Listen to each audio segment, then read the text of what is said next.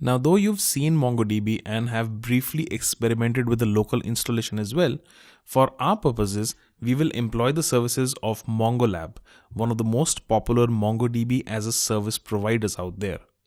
MongoLab makes it very easy to incorporate MongoDB into your project. As it says here on their webpage on mongolab.com, you just provision a database, get its URI, and use it directly to access and talk to your MongoDB database. That is it. No installation needed, no messy stuff to worry about. MongoLab internally does the job of hosting your database on Amazon Web Services or the Google Cloud or even Microsoft's Azure services, and you get a choice to pick your host. By hosting on these world-leading cloud providers, MongoLab takes the pain of hosting and managing a database for you. And you pay for the kind of installation you provision, and you can also choose to dynamically scale whenever needed. And what's more, you get 500 MB worth of MongoDB storage free to experiment with. That is precisely what we'll use to store our session and authentication data. You should also check out their pricing page for the number of plans that they offer, including advanced features like clustering, which are aimed at exponential scalability. So the first thing you should do is hit the sign up button and create a free account. You do not require to register a credit card for this account, so it's pretty safe to sign up. Once done, log in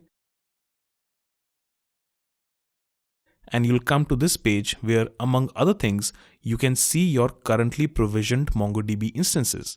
I don't have one, so I'm going to go ahead and hit the Create New button like so. On the page that appears, we can choose a cloud provider to provision our instance on. Let's choose Amazon Web Services, and under the plan, select Single Node.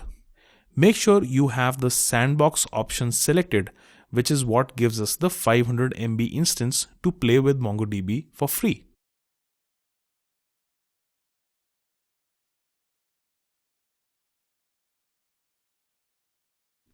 You can also see the current major version of MongoDB that MongoLab will provision for us.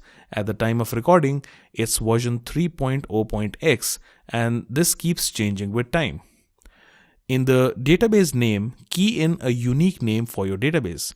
This is common across MongoLab, so it is possible that you end up choosing a name that another user is already using. In that case, you'll get a warning. I am going to go ahead and type mychatcatdb like so.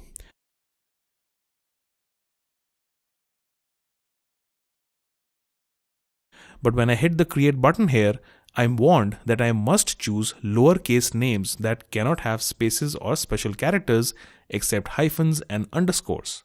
So let me turn this into all lowercase like so, and let's hit the create button.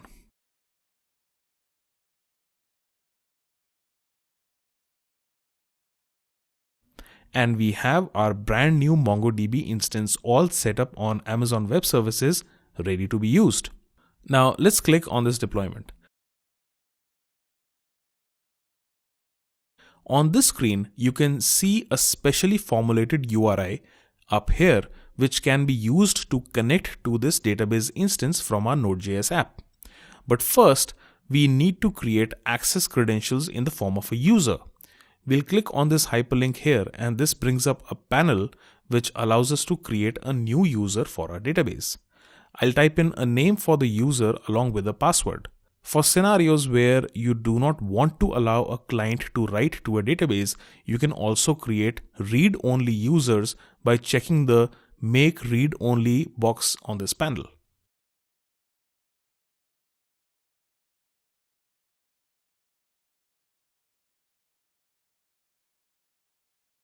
Alright, once we have a database and a user, we can go ahead and create collections.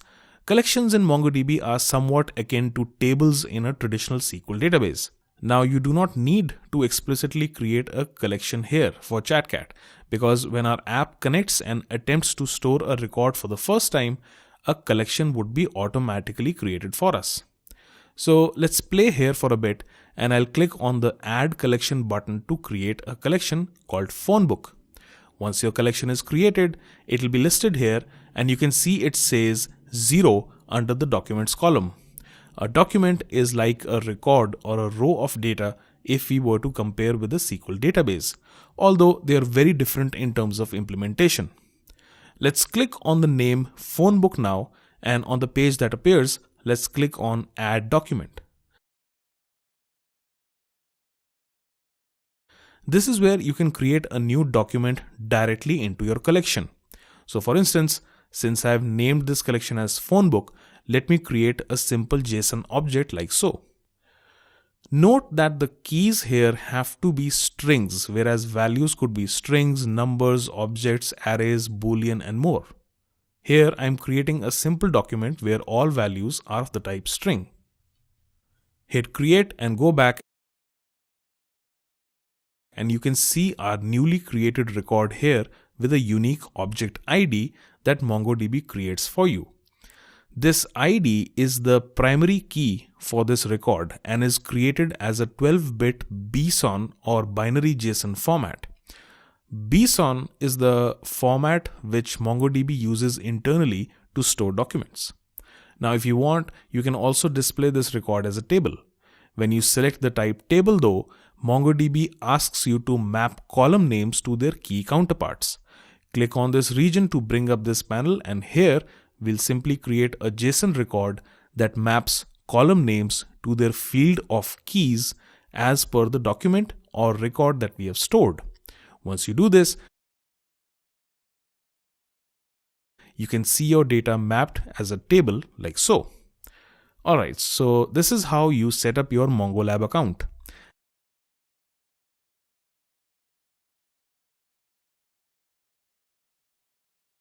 Let's delete the phone book collection now, since it is not needed in this project.